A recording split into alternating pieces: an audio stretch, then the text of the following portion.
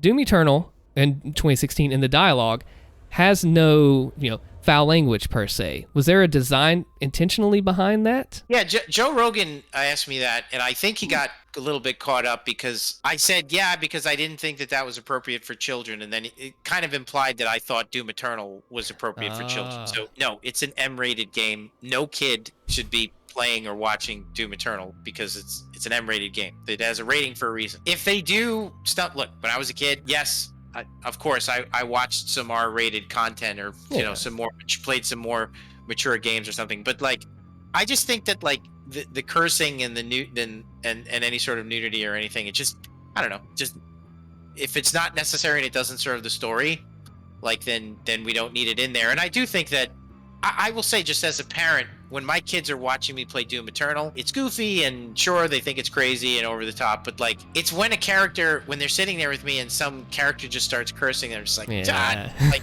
because they just, it's totally just, me and Marty being parents, and we just know that, like, I don't know, it is just that moment as a parent where you're like, really? Did you have to say the character to say all those curses? Because now that's what my kid is going to run around and say.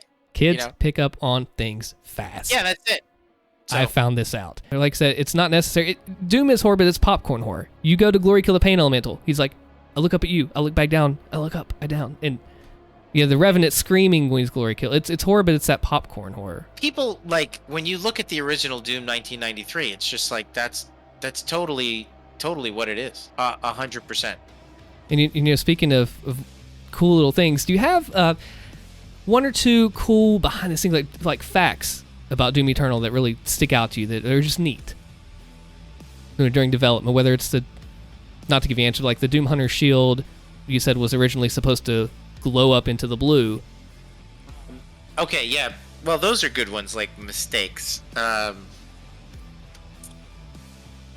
Well, the Lost Souls don't work. Everybody knows that. So and we wanted them to, and they're a little bit weird. Man, I mean, at one time the AI were going to be pulled towards you with the meat hook. We definitely talked about that. So like, instead of you being pulled to the AI, you would pull them to you. And ultimately, we felt that like it's a movement shooter, and it's push forward combat, not stand still combat. So what would have happened is you would have just stood still and pulled everything to you, and it didn't promote movement. So anything that promoted movement, we just tried to that was one of the pillars of the game. What else, man? There's so many things, little secrets, I guess.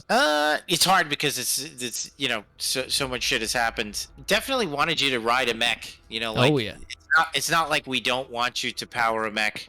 Doom is so meticulously crafted that it just kind of comes down to priorities and like, do you want us to like continue to work on this AI or make this combat sequence better? Or do you want us to try to get this new thing in? So like, that's not to say that, we couldn't do it. It's just that like that stuff just couldn't fit. Did I want you to have combat on the dragon? Like, of course, like that would have been awesome. Just the scope of it, is a lot. You just have to prioritize. I mean, that's really it. When Guillermo made Pacific Rim, there's that amazing sequence, that combat sequence in Tokyo with the Jaegers. And did he wish that there was one more sequence? Like, of course, like who doesn't want more stuff? It just comes down to scope and budget and time and stuff. It's just a balance of those things. I think id Software is such a really unified, tightly focused team that we're able to do a lot of stuff. If you look at the scope and scale of Tag 2 and Tag 1, I mean, those are DLCs, man. That's pretty damn good. That's about it. There are probably good answers, but I just can't really think of them right now. Is it you did work on Pacific Rim though, right? I did. Yes. What's it like working in the movie scene versus games? Is there things that are similar and different? I say that it's going to sound negative. In a film, because you're not part of like a company with like long-term, there's not a long-term engagement with a film. Like, people kind of come together, they may know each other, they worked on previous projects, but they come together, everyone's freelance, and then when it's done, we all separate and go our separate ways. And not everybody gets to participate in the benefits of working on that film when it comes in the term of like royalties or anything like that. So some people do, but not everyone does. So it has a little bit of like it's kind of like being on a pirate ship, kind of. And that sounds a little bit negative, but it's like we get along, we have this experience, but it ain't gonna last. You know what I mean? And so there's a different kind of mindset when a team comes together knowing that they're not going to be together for very long, and it's a bit of a sprint. And then a video game is more like it's a marathon, and so it's much more like a cruise ship. Like we're going to be together for a really long time. So Camaraderie. Yeah. That's right. We should focus on getting along, because this is not a 1 year, 2 year project. This is going to be a 4 or 5 year project. You're not a contractor. There's a big difference between being a contractor versus being a full-time employee. It's all about a longer term investment in the people, investment in the project. And honestly, I just prefer that a lot more. Like, yes, you're giving up variety, where like as a working, when I worked in film and VFX, it was, 3 months on this, 6 months on that, 1 year on this, 3 months on this. Whoa. And even while I'm working on one project, I'm moonlighting on another. And that's all great and really fun. But you don't feel invested, personally, for me. Not the same. I didn't feel invested in any one of those things. I mean, I was super invested in everything I worked on. I worked really hard. I totally cared. But there wasn't that sense of camaraderie, that sense of teamwork that I had when I worked as a full-time employee at like Blur. That was amazing.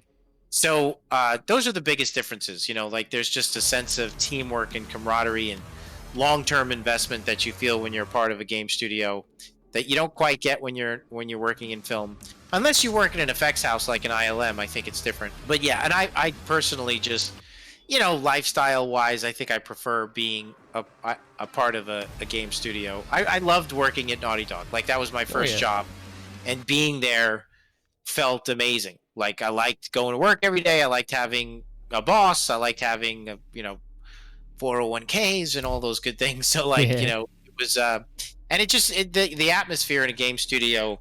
I was really fortunate because I got to work at Naughty Dog and work at a few other game places as a contractor, but I was full-time at Naughty Dog. And then I got to work at Blur, and then I got to work freelance in film like Pacific Rim. And so when I stood back and I worked at MTV Animation, like I got to do a lot of different things. And when I stood back at this kind of crossroads in my career of like, okay, getting into my mid-30s, want to have a family, how do I want to focus my career? Do I want to be a film guy? Do I want to be a VFX guy? Do I want to be, animation, or do I want to do games? And I had experience in all of those, and without question, like the Naughty Dog experience really stood out as like, if I felt like I could do it. I felt like it fit my skill set the most, for sure. Yeah. And I was just so lucky that id Software happened to be looking for full-time employees, and they just started the reboot for 2016. So I was really lucky. And the other thing too is like, those are my favorite games. Like id games are my favorite games. I grew up on them. Yeah, me too. So like it really fit, what it is that I like to do and like to play, Oh yeah, and another perk of id is QuakeCon, which I really want to go to if it's going to happen. God, I want to go. Sounds like so much fun. Oh, it's awesome. It's the coolest thing ever. It's so cool. Like, yeah, I've seen all the videos, the streams. It's just, I would really like to go to something like that.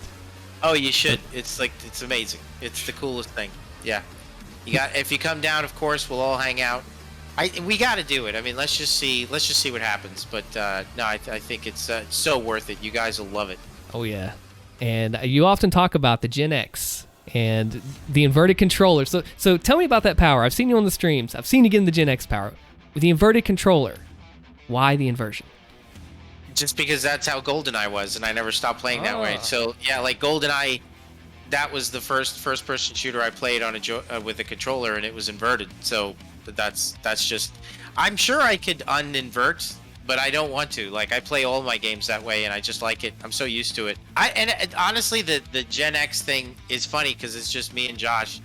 Like I said, I'm purposely nerfing myself because I just want to prove to people that Doom is for everyone. I mean, it's our content is meant to hit and reach the entirety of the Doom fan base. I know that it's tempting to want to only cater to the black belts, the top players, and we have to reach everyone. So we have to make sure that we have content for the black belts, but we also have content for the dads and the dads. Thank you. Exactly, like the guys who don't have time to play all the time, but they know the dance, they love it. Yeah. You know what I mean? They're playing on a base controller. There you go. I can't tell. I've said this a million times. The back paddles for a controller player are game changers. I mean, it's a dramatic. I can jump, aim, dash, and shoot and do things all at the same time, which is fucking huge. I've never used those whenever I've played on a controller. Oh my god, dude! I never have. Doom Eternal, Doom Eternal is the greatest feeling in the world. But I purposely take those off on my stream because again, I just want to show fans that like anybody could do this. You know, like I'm an old guy and I'm doing it. You know, so it's just about proving to people that we can. I like playing on mouse and keyboard too, and I definitely want to focus on. I started a nightmare run on mouse and keyboard and I stopped. But certainly I feel how, you know, it feels amazing on mouse. Obviously, you know, like you could point and click and just delete enemies. It feels great. But no, I personally like playing it on a controller more. I do. So, but it's for everyone, mouse and keyboard players too. Oh yeah, something I see a lot in the community. I try to pay attention to this, and I've seen this a lot. People have talked about, well, what about 1-2-64, Doom 1, 2016, Mars, Doom 2, Eternal, Earth, the future, hell setting. There's a lot of concept art. I believe it was named Colin that did a bunch of the hell setting concept art. Not to speak to the future or anything too much, but you do like Doom 64 too. It's your favorite, isn't it? I love Doom 64. So in your mind, could you ever see going that direction in that setting? You know, I don't know. We kind of like, 2016 took all of the fiction of Doom and kind of roped it together. Yeah. So there's like, we take our favorite parts and the parts that we think stood out, you know, the visuals of Doom 3, you know, some of the story elements, Betrugers, you know, we have some Easter eggs for Doom 3 in the story. Yep. You know, elements that the fact that he stayed in hell at the end of Doom 64, Doom 1, 2 visuals and gameplay stuff. So like, it takes a little bit of everything. So that we would ever do like a Doom 64 specific type of game, probably, you know, couldn't say. I mean, because I don't think 2016 and Eternal is kind of specific to any one game. It's just kind of like taking the best parts of it. I do think that, you know, there's still, the Doom universe is really huge and we spent a lot of time on it, so we enjoy being in there. And there's all these different time periods within the Doom timeline. There's like the Clone Wars period of the Sentinel Wars, when the Doom Slayer was like the super weapon, you know, of the Makers, and he fought for the Makers alongside the Sentinels. Then there's like, you know, whatever might happen if somebody decides to wake Doom Guy up, you know. So there's all kinds of stories that there's the period where, you know, before Doom Guy even got involved in this, back when he was just a Marine on Earth. So there's a big timeline there of stories to tell for sure. Oh yeah, there's a lot of questions in the future, and those will come in time. You know, there's different things I've seen. You know, the Betrayer's hammer is, you know, purple on the picture. Is that any significance on the cover art? Just the marketing. It's just the style of the marketing. That's all. Cool. It should be blue. I was gonna say because of the argent and Yeah. So I think, to wrap this all up, we got to end with one question here. We heard you got a bunny, and her name isn't Daisy, is it? Widow. My daughter named it. I'm not allowed to name the animals. She names them. Oh, yeah. I was going to ask about that. I was kind of curious. She gets to name everything. Nice. Do you have anything else you might want to mention before we call it a day here? Thank you so much to all the fans and to you, Allstin, for being such a fantastic contributor to the community. Thank you, man. I love your content. Everybody should be checking it out. It's awesome. And you've always been a really stand-up guy and again, a major part of what has become. I mean, we're a year out from Doom Eternal, and look at what we've become. I mean, it's amazing. Like, we have this awesome community. We love interacting with you guys, and it's really helped make this period of making Doom games in a work-from-home environment in the pandemic, so enjoyable. So, honestly, a big thank you from all of us that did. To you, Allstin. Thank you. To all the fans out there. We love making the content for you guys. We love watching you play. And stay tuned. Thank you. Got a little more to come.